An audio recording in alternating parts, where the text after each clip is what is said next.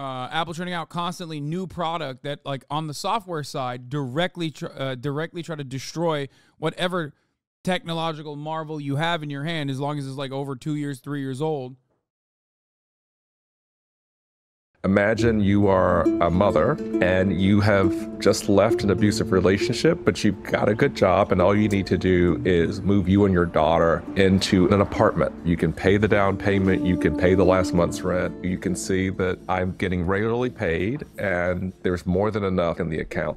But they were like, if you don't have a credit score, we can't really look at you. She was categorically Oh, I know all about this shit. denied the ability to. Don't turn your head to the right. It makes your pimples shine brighter than the sun. Oh, this kind of fucking, like, parasocial take makes me so unhinged angry. It makes me literally want to fucking claw my goddamn eyeballs out of my skull when I hear it. I'm trying to be as nice as I possibly can towards motherfuckers who say stuff like this. It's very rude. You're being rude. You're not being nice. Please don't do this, okay? You're so rude. It's rude. It's rude as fuck. It's like this weird, incredibly. No, don't ban the person. I'm gonna try to be as pleasant as possible. Okay? No, do not ban this person.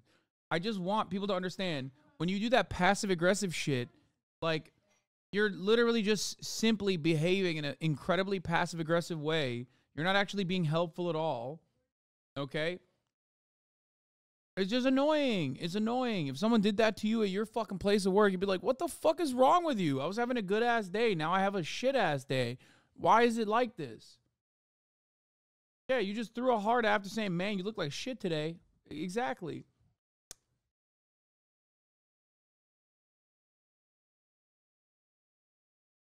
Anyway, bro, it was a joke. Yeah, it's upsetting is all I'm saying, okay? It's fucking upsetting. I think it's mean and upsetting.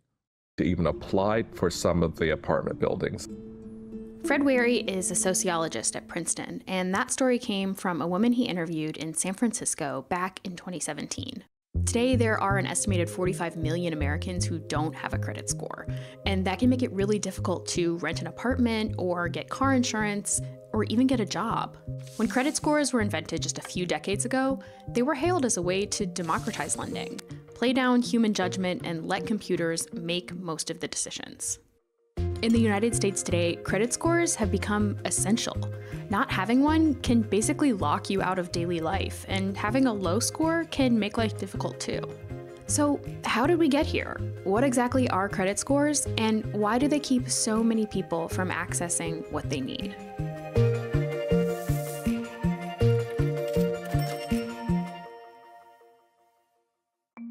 A credit score starts with a credit report, a record of some personal data points about us, like our zip code and... No, this is not appropriate. Stop.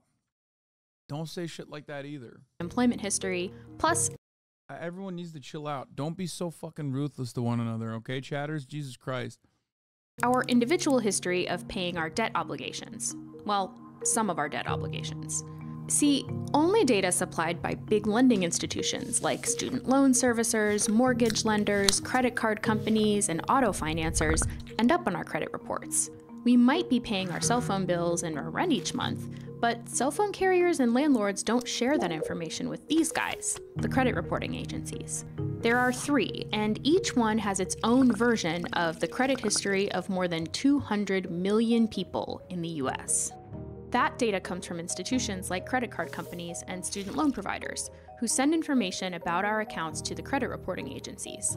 The type of loan, the balance, our payment history, and whether the loan has been sent to a collection agency. Then, credit scoring companies like FICO and VantageScore take that information and feed it into an algorithm, which calculates a score between 300 and 850.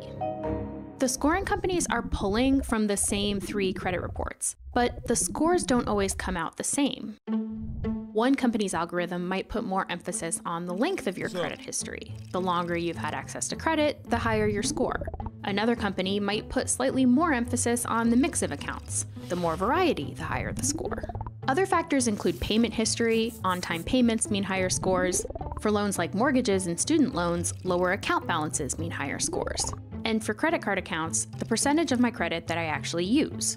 The lower that percentage, the better.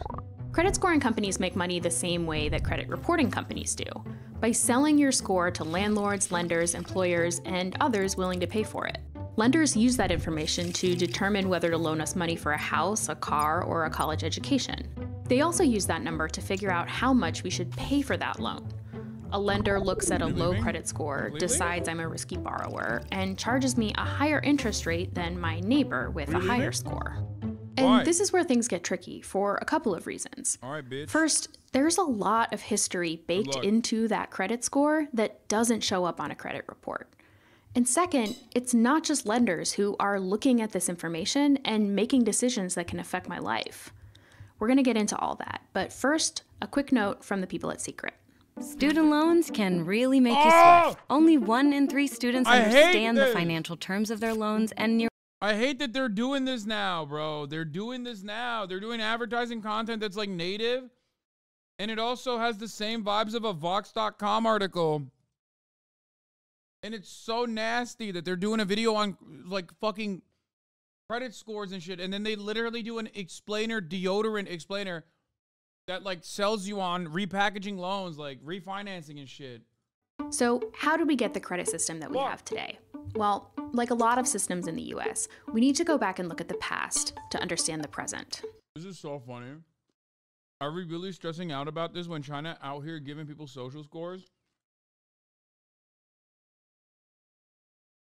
He said 400 point club.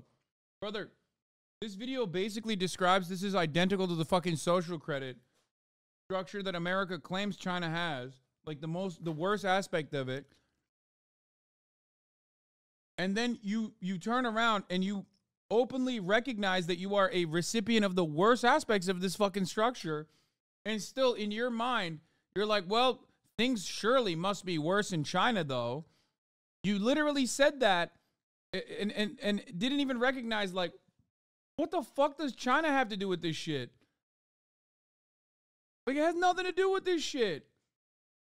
Yeah, things are awful in fucking Rwanda too. But we're not talking about that right now. We're talking about America. For most of American history, creditworthiness was really a function of your personal character. Whether the community and people who were interacting with you believed you to be a trustworthy, honest, dependable person. My name is Josh Lauer. I'm a professor of media studies at the University of New Hampshire in the Department of Communication. He's also the author of this book, Creditworthy, A History of Credit in the United States. In this interpersonal credit system, a dressmaker in Boston might buy fabric from a general store on credit, which the storekeeper bought from a local textile mill on credit, who bought the... I love how stupid you are for saying this is like when we talk about NATO, but then you randomly bring us America bad. Yeah. Yeah. It's really weird when I'm talking about NATO and then you randomly bring up America in the conversation. What does America have to do with NATO? It's so weird how I'm having a conversation about, I don't know, the CIA. And then you have to say that America is somehow involved in this conversation. The cotton from his second cousin, a planter in Georgia, on credit. Those lines of credit were built on personal relationships. The thing is, there was a lot of labor happening behind the scenes to make those credit relationships possible. From the enslaved people whose labor created the planter's wealth, to the literal children working in the mill, to the unpaid or underpaid care work that made the store owner and dressmaker's businesses possible. Those people weren't part of this credit system, which has ramifications for the system we have today. We'll get more into that later on, but this whole interpersonal credit system, it really starts to break down after the Civil War. And it's a period where you have people who are moving around, you have new transportation systems, and so you have people who want to have business relationships with people in more faraway places that they've never met, and they have no basis for understanding what their reputation is, and most importantly, whether or not they could be trusted to repay a debt that was given to them. In the 1870s, you start to see these handwritten credit reports. This one is for R.H. Macy, founder of Macy's department store. The business is a lucrative one. They pay everything in 10 and 30 days and never owe much. Reports like these were meant for other merchants or lenders, people who didn't know Macy but were considering whether to do business with him. Soon, books like this one let retailers share information about their customers with each other. I don't know why I always thought Macy's was a woman. When she just said him, I'm like, what? Like whether P.D. Jones of Brooklyn paid on time and should be offered credit. By the 1950s, those reports looked like this. Investigators working for the credit bureaus indicated race using the dubious categories of the time, as well as character, habits, and morals. According to one training manual, investigators working for the credit bureaus were instructed to uncover whether a borrower was promiscuous, and if so, the extent of partners, as well as possible homosexuality, both of which were considered legitimate reasons to deny someone access to credit. There were many women who couldn't get credit cards or couldn't get opening a credit account because the accounts were always in a man's name. And there were minorities who could not get credit accounts because it was a racist credit economy. Banks will not lend money for a Negro to purchase in other than. Ben Shapiro has literally described this practice as totally just because black people are not good with money. He has actually said that. It's kind of wild how much shit you can get away with when you are a right-wing reactionary and a virulent racist that people just like completely forget about. It is kind of wild. Now compare that to like any ostensibly or even tangentially leftist content creator.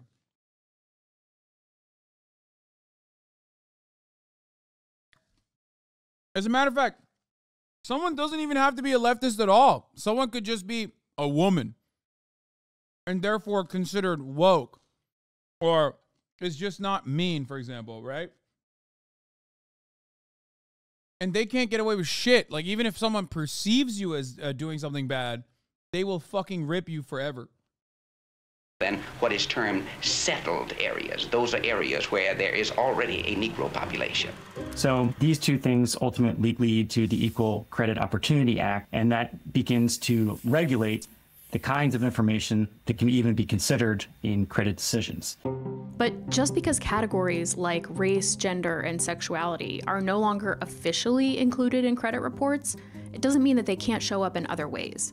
For example, we know that black workers are more likely than white workers to be let go during a recession.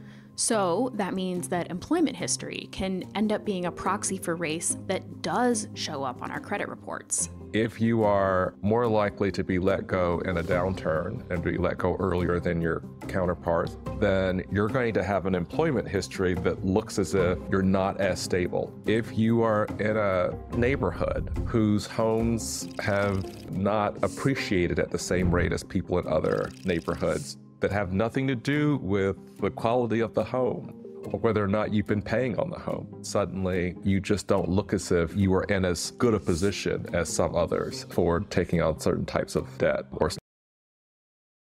I love the chat. I don't even know what this is about, but this person immediately jumps and says, yeah, he's ableist, bro. Sometimes the chat just gets like, sometimes the chat just chats against one another. And the results are fucking hilarious, you know? Being entrusted with certain kinds of credit. When my grandfather returned home from the Korean War, he got a cheap federally backed mortgage that was not available to the black soldiers that he served with. And when he died and his kids sold the house, part of that money went to my dad, who used it to get a cheap mortgage and build a good credit history. And if you multiply that story by millions of families across the country, you can start to see how the impact of racist policies can reverberate for generations after the laws themselves have been repealed. You have an entire history of exclusion that gets excluded in the moment that a history of credit is being assessed. Today, more than half of black adults have a credit score below 650, which means they're usually charged significantly higher interest rates for a 30-year mortgage than someone with a higher score. And credit scores don't just lock people out of affordable mortgages. More than half of all employers in the US say that they consult an applicant's credit history when hiring. So how can we fix the credit system to account for these disparities? Lawmakers in some cities and states have started by outlawing the use of credit scores to make decisions that aren't about lending money, like hiring and promotions or car insurance. People without a credit history or with a low score, they might still be engaging in creditworthy activities, like taking part in an informal lending circle, where friends each contribute a set amount each month and then every person gets the full payout once. Yeah, motherfuckers be like, social credit is bad, bro, in China. It's like, bro, are you tuning from fucking Shanghai? Fuck you mean social credit's bad in China? Are you in Beijing, motherfucker? You're in America. Who gives a fuck? It's just a way to literally, personally make yourself feel like the situation that's in front of you is not as bad because some fucking country that you're never going to go to has a worse system is what you're thinking. You know what I mean? Do you live in America? What do you think? Where do you think I live? Yes, I live in America.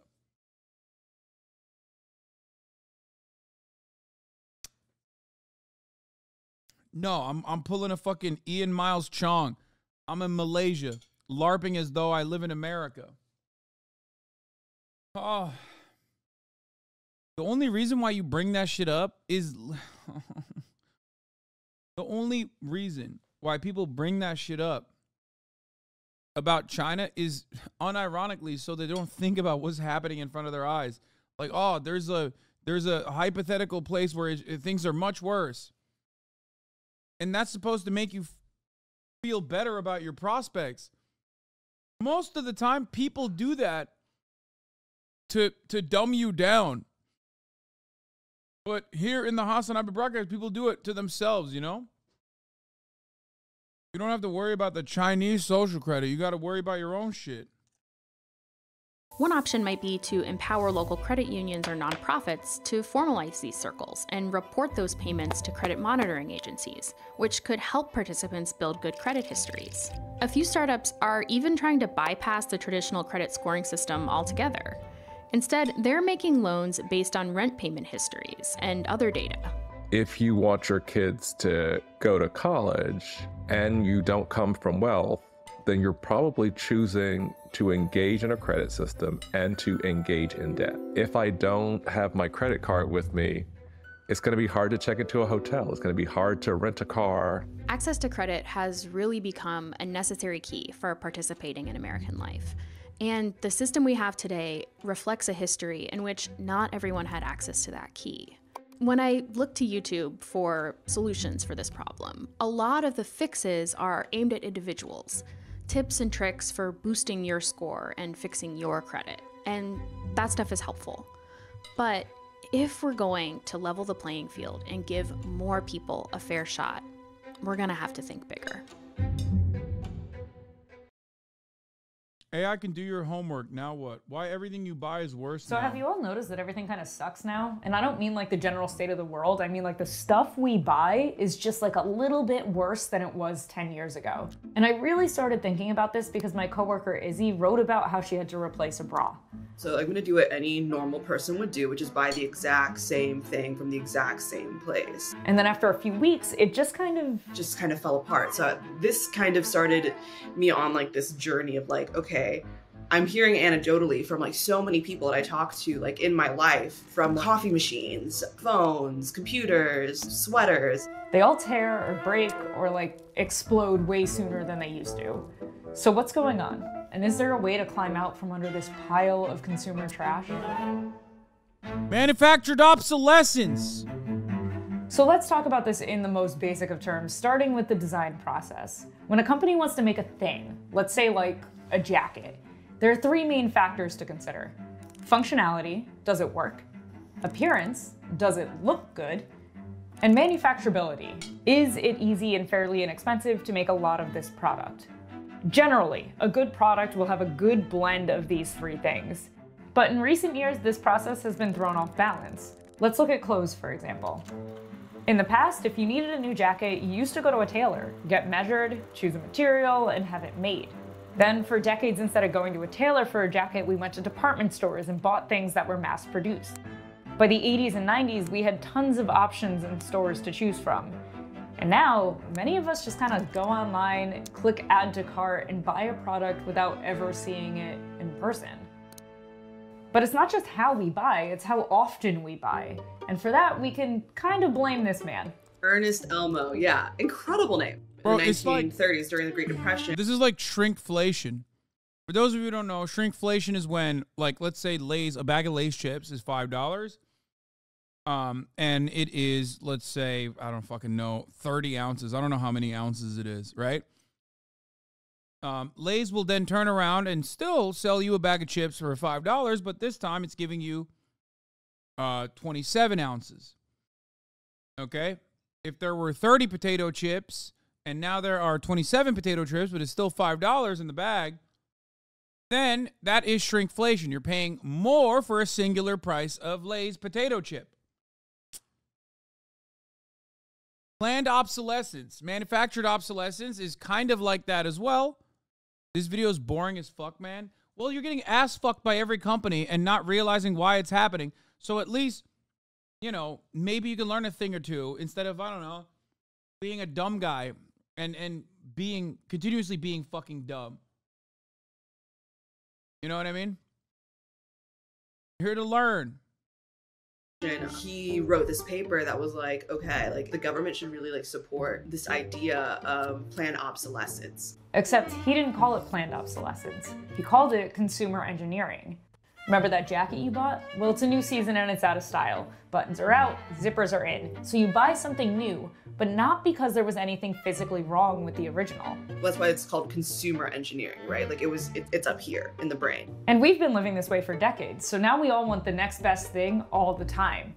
And that demand has spun out of control. Today, we are surrounded. The speed of certain trend cycles and the fact that they're geared towards like these micro communities, like Stanley Cups, when like maybe a year ago it was like Hydro Flasks. The result is that we buy a lot. A survey done in 2021 found that nearly 40% of UK consumers buy clothing as often as once a month. The UN reports that between the year 2000 and 2014, it's not all mental, shit just breaks too. No, that's not true. Especially because we have the technology, like for light bulbs. We have the technology to ensure that light bulbs virtually last an entire life. Like entire lifetime for a human being. But we don't use it. Why don't we use it? Well, because all the light bulb manufacturers would go out of business if that was the case.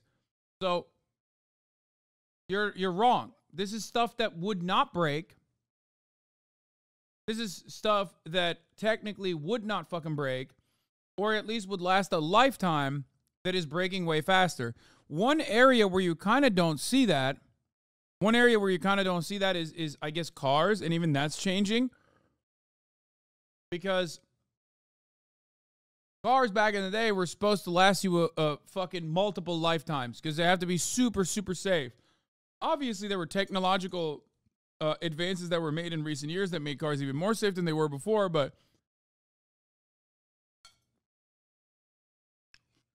I was thinking the concept can be applied to electronics. Guess not. Yes. Okay. Here. Fuck the light bulb. Great example. A phenomenal example of this. If I recall correctly, long-lasting light bulbs are way less efficient. There's no real use into not just LEDs. They last a lot longer and more efficient. Okay, here. A great example of this is, have you noticed that when you buy a laptop back in the day, if you had it for over 5 years, 6 years, right? All of a sudden on the 6th year, the battery or the charging aspect of the laptop would break. Okay? And it was only one part of the laptop. The laptop is perfectly fine otherwise, but you could no longer charge it. The port would break. And then if you tried to go to a repair person, fixing the laptop would be almost as costly as buying a new one. So at that point, or, you know, getting a new battery would be almost as costly as buying a new laptop. So at that point, it's like, it just makes sense that you would buy a new laptop. Now, obviously, that time frame has changed, and it's now every 2 years. And that is because, well, first of all, the battery breaking fast is planned obsolescence. They have the capacity to make batteries that last longer. It's just that if one aspect of the computer fails, most people would rather go and get a new one instead of seeking out cheaper alternatives to fix one single part of the computer.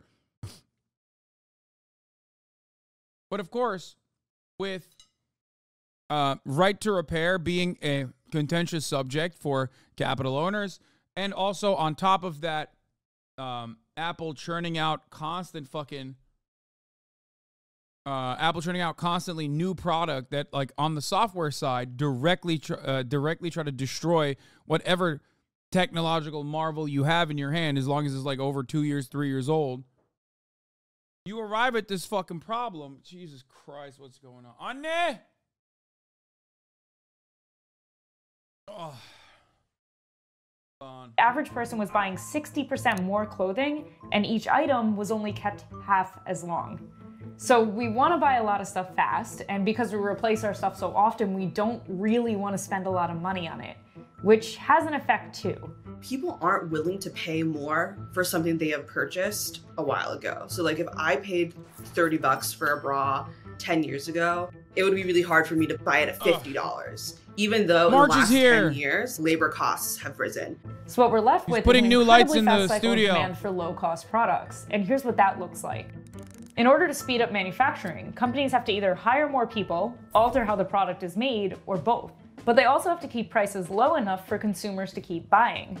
So they may start swapping materials, like cotton or silk, for a cheaper synthetic material, or rely on a more basic stitching pattern that maybe just doesn't hold as well. So if after 10 years, you're still paying the same price, or close to the same price, for a product that looks the same, well, something had to change. So you might say, okay, Kim, fashion trends are moving too fast and we buy too much stuff. I get it, but why does my washing machine suck? And that's a great question. Let's talk about technology. When things like computers first became part of our daily lives, it made a lot of sense to upgrade devices pretty often. There was actually very big differences in what a device did that's 2 years old versus one that was brand new in the market. There was just big leaps. This is Gay Gordon-Byrne. She directs a consumer advocacy group called the Repair Association. You know, if you had a 2-year-old thing, you probably couldn't do half the cool stuff that the other guy could do. So that kind of fueled the replacement cycle, because you really did get something better in terms of functionality. For example, when the iPhone was first made, it was a major breakthrough. Subsequent phones up to a point responded to major technological leaps, like look at the difference between the 3GS and the 4. The iPhone 4 had a way better resolution and a front-facing camera. For a while, these major leaps between models was the norm for technology. But we're not making those giant changes as often anymore. Instead, partly to make us want to buy more things, companies make very minor adjustments year after year. So the dryer you own may now play a fun little song at the end of the cycle instead of screaming. And now, as devices advanced and got increasingly complicated, there was another problem for consumers. All of these things started to come into the world. They didn't come in with repair tools. They came in to be thrown away. Basically, when this stuff breaks, it's often intentionally impossible to repair. Because if you buy something that has a computer chip in it or a circuit board or whatever, you probably can't make one in your garage. So you're very reliant on what the manufacturer will agree to sell. And very often they don't agree to sell parts and tools and diagnostics or even give you a diagram. But sometimes it really just is impossible to fix, because they cut corners just like in fashion, replacing metal and screws with plastic and glue. And these kind of issues apply across the board in technology, from your phone, to toasters, to blenders, to electric wheelchairs, to your car. If you walk around your house or your... Yeah. Apple used to literally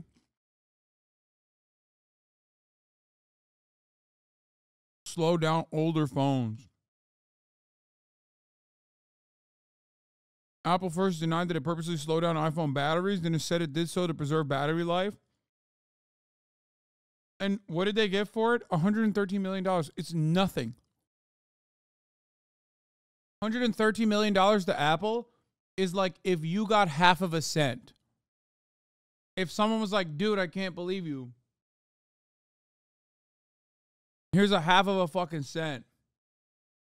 I'm 100% a Battery Gate believer. Someone in the chat immediately, an Apple Dick Rider said it's not real. I'm 100% a believer. I experienced it. Fuck you.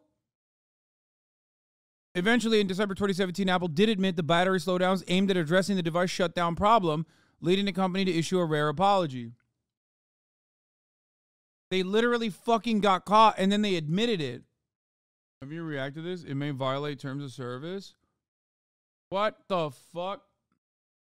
Why did you send that to me, dog? Why did I click that? I thought you were talking about some fucking, like, terms of service for Apple. No, it's fine. It's fine. Luckily, it was, like, censored and shit. But goddamn, bro. I thought we were talking about fucking Apple. I literally thought you were talking about Apple's terms of service. You said Apple bro heard asshole? Yeah, I don't know. Anyway, whatever. It's fine. It's fine. It was fine. Luckily, it was censored.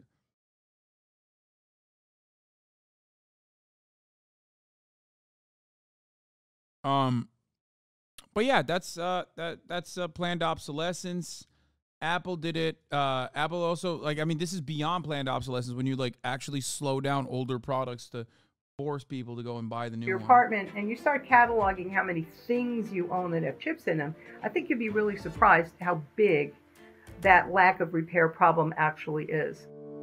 I want people to feel hopeful. Yes, this is something that's like out of our control in some ways and not out of our control in others. I don't want you to feel guilty for like partaking in this system when like so many people, we've been kind of brought up culturally to think in this way or to buy in this way. Compared to other things that suck in the world, we actually have a surprising amount of control over this situation. With tech, fighting for the right to repair is actually extremely effective. New York State just passed a right to repair bill in 2022, and it's not perfect, but at least it's something. With fashion, stay away from microtrends and fast fashion as often as you can. Buy with intention and learn to take care of the things you do have. Think of like your objects as having maintenance. Read those care labels. As consumers, it's gonna take a little bit for us to sift through all the trash and retrain our brains a bit, but we can take small steps to take back control of the process. After all of this stuff is supposed to be made for us. Yeah, Louis Rossman seems like a really fucking weird guy in many ways, but isn't he like a major right to repair guy? I respect the shit out of that. Yeah. See, that's one of those things where it's like, I don't give a fuck what your other opinions are. 100% I stand with you on that. The fact that, like, we have to even have advocacy for a right to repair is mind-boggling to me. God, this country sucks so much dog shit. Us. So let's make it clear what we want. We have a map on our repair.org website where you can go find your state, click the picture, and it'll bring up basically a letter writing widget. You type in your address and it says, tell your repair story. And if what are his weird opinions? I think he's like, isn't he like a libertarian of sorts? Someone will clip that with that context? What do you mean? Look, I've said this before. There are certain things that transcend like individual ideology. For me, I will always ride for motherfuckers that push for, no matter how crazy they are. No matter how crazy they are. Calling Louis Rossman weird when he's openly always talking about his experiences with autism. Yeah, that's what I meant, dude. Thank you for nailing it down, chatter, because he's autistic and I'm being ableist. You caught me. No, I'm saying that no matter what people's personal politics are, you need crazy dudes, right?